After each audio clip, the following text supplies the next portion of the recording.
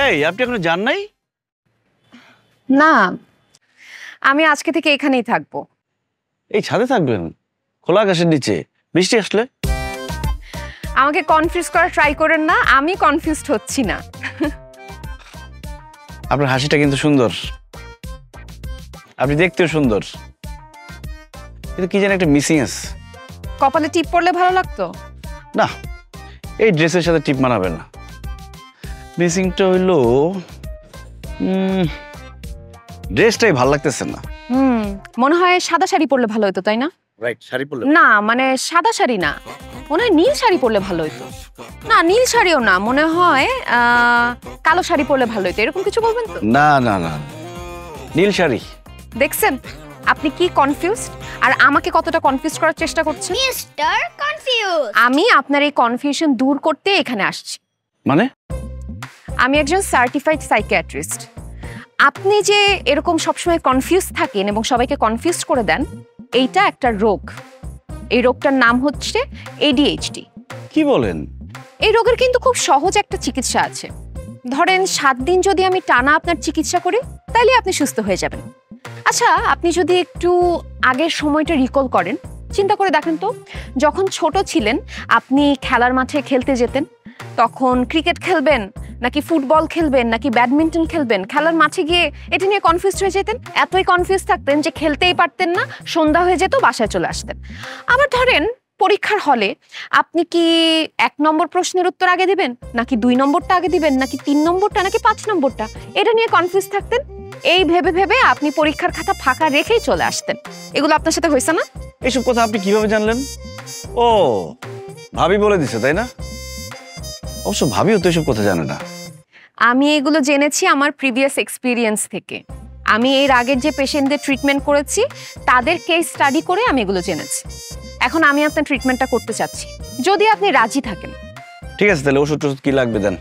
না না, কোনো ধরনের ওষুধপত্র খেতে হবে না, আমি যা যা বলবো সেগুলো আপনার শুনতে হবে। এই ধরেন না, আপনার অনেক বেশি ওয়ার মুভিজ দেখতে হবে, মানে যুদ্ধের মুভিজ। বিভিন্ন দেশের যুদ্ধের মুভি দেখলে আপনি নেতৃত্ব দেয়া, লিডারশিপ এবং ডিসিশন মেকিং, এই জিনিসটা জানতে পারবেন।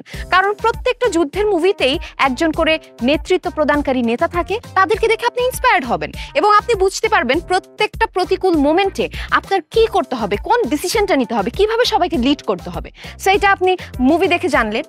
আর আপনাকে অনেক বেশি বই পড়তে হবে, 100 মনীষীর জীবনী পড়তে হবে, যাতে তারা জীবনে কিভাবে সাকসেস পেয়েছে এবং তারা জীবনে কি করেছে, এইটা থেকে আপনি কোনো কিছু শিখতে পারেন। তো যুদ্ধের মুভি দেখে বই পড়ে যদি ঠিক হয়ে যায়, তাহলে আপনার কাজটা কি? আমার কাজটা আসলে আমি আপনি আমাকে কনফিউজ করার চেষ্টা করছেন না, এগুলা করলে চলবে না। আমি খুব ভালো মতো আপনাকে বুঝে গেছি।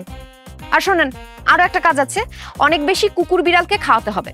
আরে আমি কুকুর বিড়াল কেন খাওয়াবো? আমার ইচ্ছা, আমি বলছি তাই।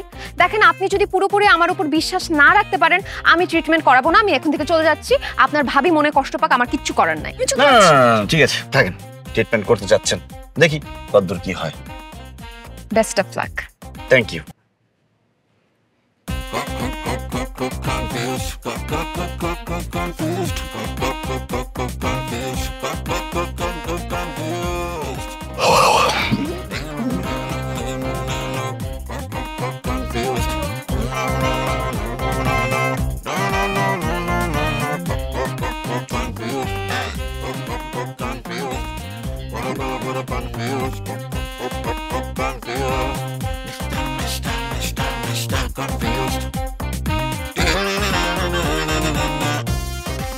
মিস্টার সনেট,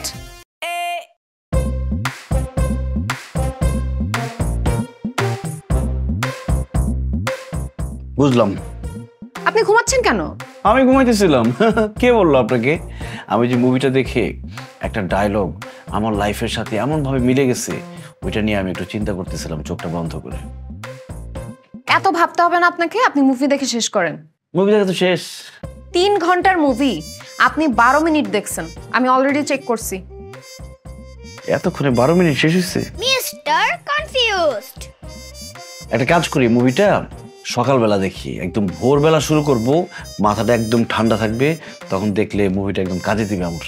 আপনি যে সকালবেলা মুভি দেখবেন এতক্ষণে মাথার মধ্যে অন্য কনফিউশন ঢুকে যাবে। সকালে না, আপনি এখনই মুভি দেখে পুরোটা শেষ করেন। এখন মুভি দেখাটা আপনার হোমওয়ার্ক। আমি যেখানে বসতেছি আপনি মুভি দেখে শেষ করেন। লে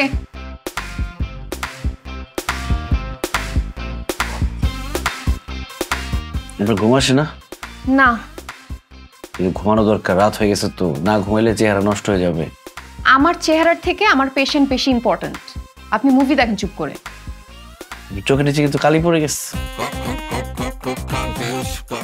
ইস রে, কি অবস্থা!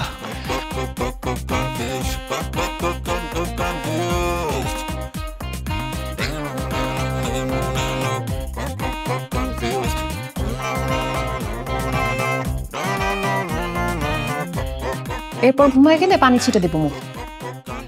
আরে না, ঘুমাবো কেন? তুই ঘুমিয়ে গেছিস।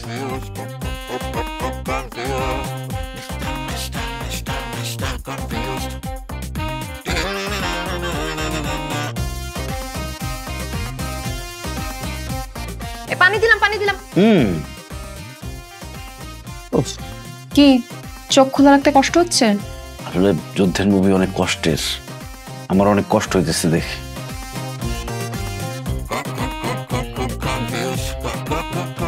দেখছেন আপনি এই মুভিটা? আরে আরে তুমি কি করছো? আমি তো কিছুই বুঝতে পারছি না। ছাদে গিয়ে অ্যান্টেনা লাগালে, এখন আবার ডিশের লাইন খুলে ফেলছো কেন? সনেটের জন্য। সোনেট তো টিভিটাই দেখে, যতক্ষণ টিভি দেখে ততক্ষণ আমরা শান্তিতে থাকি। যদিও চ্যানেল বেশিক্ষণ দেখে না, কনফিউজ থাকে, সারাক্ষণ চ্যানেল চেঞ্জ করতে থাকে। এই কনফিউশনই তো আমি দূর করে দিচ্ছি।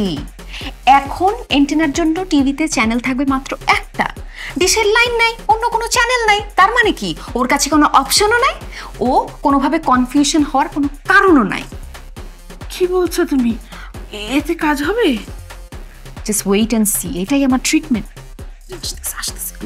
নর্মাল নর্মাল থাকে।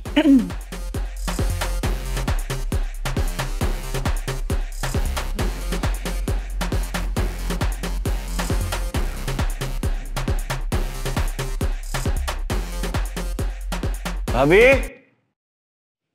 কি? ডিশের লাইনে কি সমস্যা? একটা চ্যানেল আসে। আরে ওই একটা চ্যানেলই আছে সকাল থেকে, ডিশ লাইন নাই। এখন দেখলে দেখো, না দেখলে নাই। না, দেখি, নিউজ দেখাচ্ছে।